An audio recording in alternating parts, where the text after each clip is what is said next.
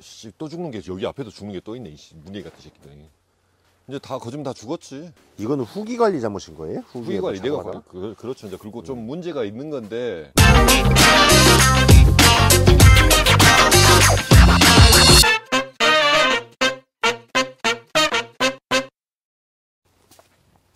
씨, 또 죽는 게 여기 앞에도 죽는 게 또 있네. 이 무늬 같은 새끼들. 이렇게 해서 죽네? 스물스물. 다 죽은 게 아니네 그럼? 다 죽은 게 아니네? 이제 다 거짓말 다 죽었지. 2차 전입 작업을 해서 좀 죽은 애들이 이제 죽을라 그런 걸 우리가 이제 좀 얘도 꽃작업 해놨는데 또 죽었고.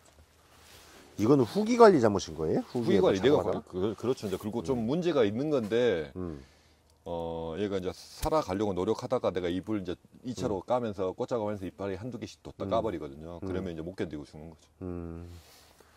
새끼한테 줄 수 있는 힘이 약해지니까 지들 시들어 죽는 거구나. 네네. 지금 작황은 어떻습니까?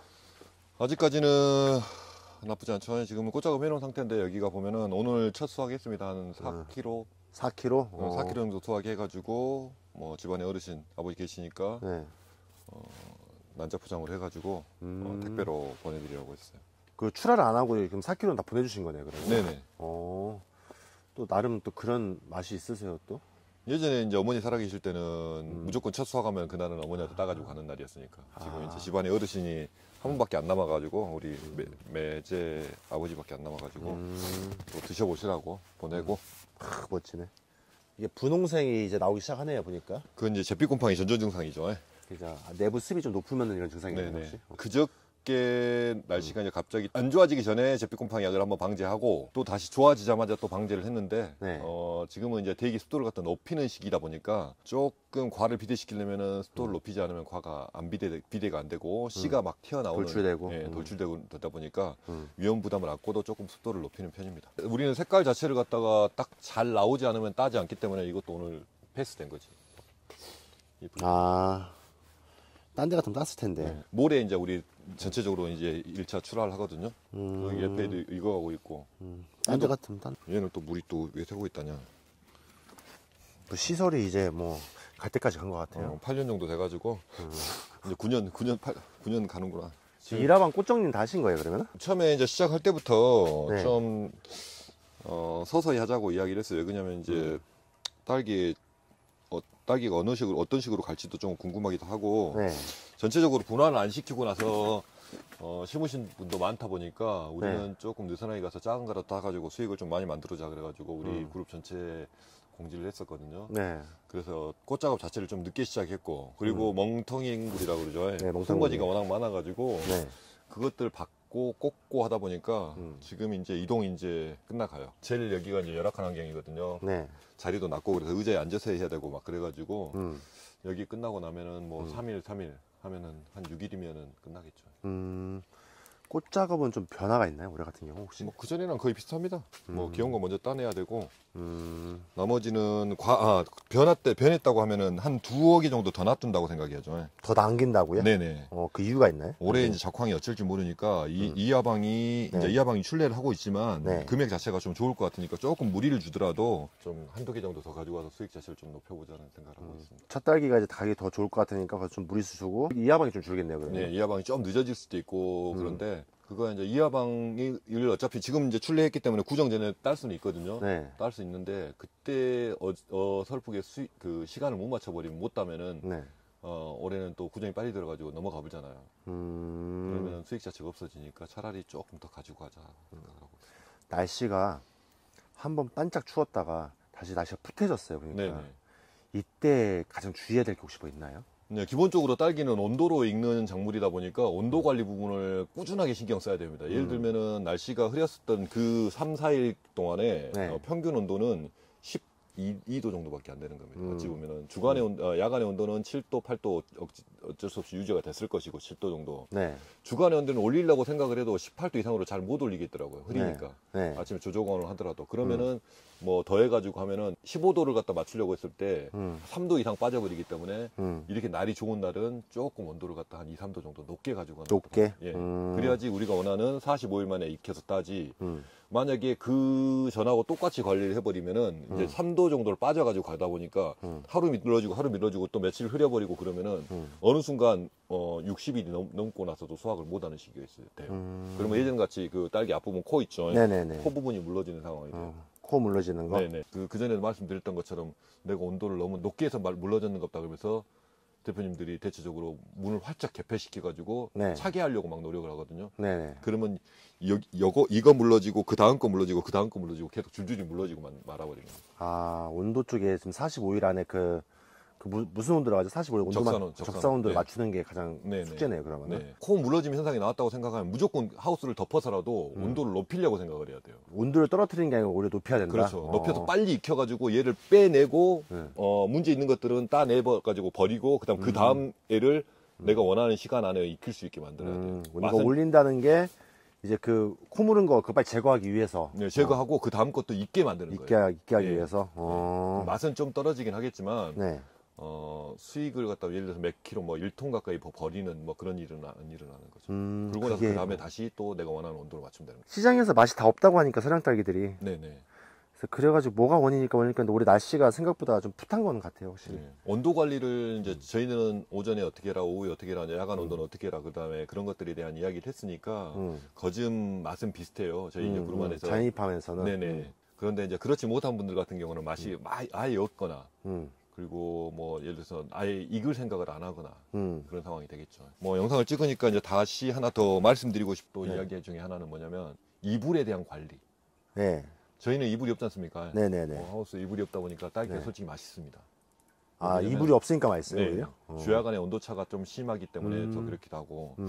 뭐 우리는 최저 온도를 찍고 나서 난방기가 돌아갑니다. 근데 그렇지 않은 대체적으로 이불이 있는 하우스를 가진 대표님들은 네. 최저 온도 찍기 전에 먼저 이불을 쳐버립니다. 기저귀 치죠. 그러면 먼저. 평균 온도가 저희들보다 2도, 3도 정도 높게 되기 때문에 난방비는 전략될지 모르겠지만 딸기가 맛이 없어지는 거예요. 최저 온도를 찍고 나서 이불을 치는 걸 생각하셔야지 뭐 최저 온도 찍기 전에 이불 쳐가지고 온도를 가둬가지고 서서히 떨어지게 만든다 그러면 당연히 저희보다 당도나 그런 것은 맛은 안 올라올 수밖에 없습니다. 그러니까 이제 말씀드린 것처럼 이제 과연 이제 품질을 위해서라면은 최저 온도 찍고 최저 온도를 몇 도로 보는 거예요? 제가 예를 들어서 7도, 8도로 잡아놓는다 그러면 날씨가 딱 추운 날 같은 경우는 이렇게 뭐 날씨가 따뜻한 그런 날은 이불 안 쳐도 상관없습니다. 기자. 네, 그러면은 서서히 온도 떨어져가지고 야간에 온도 좀 추워가지고 떨어진다면 7도, 8도 되면 야간에 온풍기 한번 돌까 말까 하고 끝나는데 이렇게 날씨가 포근하다고 생각하는 날도 한 해만 딱 지면은 그냥 이불을 딱 칩니다. 그러면은 14도, 15도를 꾸준하게 유지해가지고 야간에도 우리는 7도, 8도가 되는데 거기는 13도, 14도 해가지고 맞아. 기본적으로 한 5도 이상을 넘게 잡고 가면은 저보다 당연히 빨리 수확은 하겠죠. 대신 과는 작아지고 맛없다는 소리를 듣게 되는 거죠. 많이 생각하셔야 됩니다. 난방비를 전략한다는 개념이긴 하겠지만 실질적으로 이불을 빨리 치는 순간 맛은 계속 없어지는 거죠. 지금은 솔직히 난방비 지금 얼마 안 들어가잖아요. 이제 1월 뭐 그때가 많이 좀 들어가는 거지. 그렇죠. 뭐 저는 수막도 없지 않습니까? 이불도 없고 수막도 없거든요. 한 해 농사 지면서 그 기름값을 그 전에만 해도 수막을 쓸 때는 한 200만 원 정도 했거든요. 네. 그리고 또 기름값도 그만큼 안 올랐었고. 네. 근데 지금 기름값이 좀 2배 가까이 올랐죠. 네네. 등유 가격이 올라가지고 해도 한 500만 원 정도. 500만 원? 예. 500만 원 지금 700평, 750평 봐야 되나요? 650평에 700평 정도. 700평인데 500만 원이면 부담스러운 거예요? 안 부담스러운 거예요? 기름값으로? 이제 생각이 나름인데 저는 이제 그만큼 수익을 많이 뽑기 때문에 부담스럽다는 생각을 안 하는데 수익 자체가 적은 분 같은 경우는 부담되겠죠. 자인파 입장에서는 이제 부담스럽진 않다. 네네. 근데 이제 진짜 재배 못 하시는 분들한테는 그것도 엄청 큰 금액이겠네요. 그렇죠. 그러면. 한 동당 뭐 1,500만 원, 2,000만 원 한다 그러면은 기름값으로 500만 원 날린다 그러면은 부담 되겠죠. 1,500만 2,000만 원 할 거면은 그냥 다른 걸로 하는 게 낫지 않을까요? 그런 이야기 하면 안 돼요. 저도 혼나요. 아니, 제가 볼 때는 네. 3,000, 4,000대가 평균인 것 같아요. 이제는 보니까. 많이 이제 올라갔죠. 예. 그 이하는 좀 적자로 전환되지 않을까 싶더라고요, 보면은. 이게 딸기 농사가 들어가는 거 많고 또 그러다 보니까 고민을 많이 해야 됩니다. 우리 젊은 친구들 오면은 제가 이야기하기를 뭐 1억 정도의 매출을 올리지 못할 것 같으면 차라리 네. 도시정하는 게 낫다고 이야기를 하거든요. 잎 관리도 그래도 잘 됐죠, 아직까지. 이파리는 뭐, 딱 그 자이팜 사장님 원하는 사이즈가 좀 작나? 아, 일단 맞나, 지금? 아, 이제 그나마 이제 좀 예전에 비하면 작은 거죠. 그러니까 예전에 비하면은.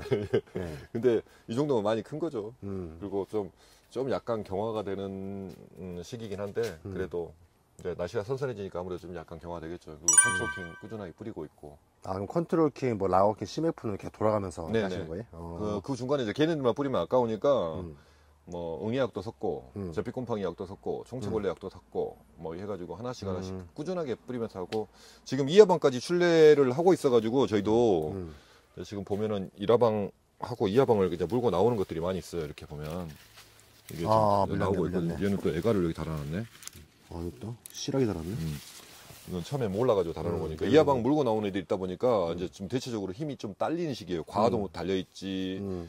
이하방도 뿜어내야 되지, 그다음에 이파리도 키워야 되지, 막 하다 보니까 영양 관리 부분에 있어서 많이 해주셔야 됩니다. 저는 이제 뭐 꾸준히 뭐 뭔가를 해주라 그러니까 대부분 대표님들이 좀 부담 가실 수 있는데, 한 번 할 때마다 과 한 개, 두 개를 더 딴다고 생각하면은 훨씬 이익입니다. 제가 2만 줄 심었을 때 큰 과일을 하나 더 딴다고 생각하면은 그게 이익이지. 아쿠드 루엔스 관주하면은 루엔스 한 병 반, 이게 세 동이니까 한 병 반. 아쿠드 같은 거 3병. 해봤자 한 돈 10만 원 되는 것 같은데 그거 아깝다고 생각하시면은 더 많은 손을 보니까 그 좀 알았으면 좋겠습니다. 2만 주에 하나씩만 달면은 2만 개를 따는 거니까. 그렇죠. 근데 저희는 이제 그걸 최대한 끝까지 이렇게 키워가지고 이쁘게 생겼죠. 네.